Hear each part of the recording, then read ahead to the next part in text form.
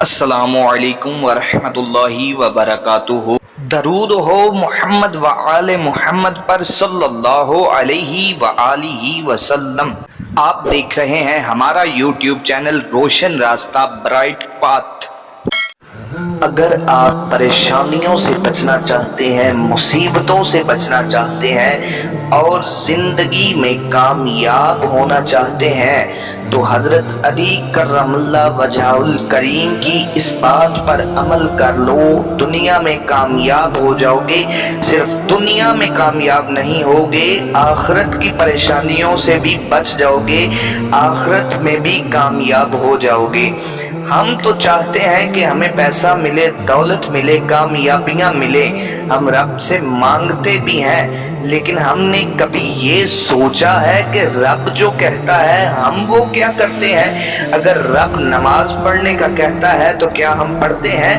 رب روزے رکھنے کا کہتا ہے تو کیا ہم رکھتے ہیں؟ رب زکوٰۃ دینے کا کہتا ہے تو کیا ہم دیتے ہیں؟ رب اگر غربا حقوق العباد ادا کرنے کا کہتا ہے تو کیا ہم ادا کرتے ہیں؟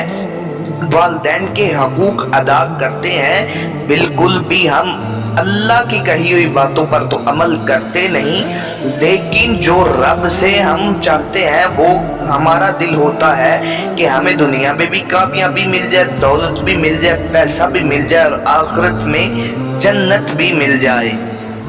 تو اگر دنیا میں کامیاب ہونا چاہتے ہو، آخرت میں بھی کامیاب ہونا چاہتے ہو، اپنی خواہشات پوری چاہتے ہو کرنا اور مصیبتوں پریشانیوں سے نجات چاہتے ہو تو حضرت علی کرم اللہ وجہہ الکریم نے جو فرمایا ہے وہ کر لو۔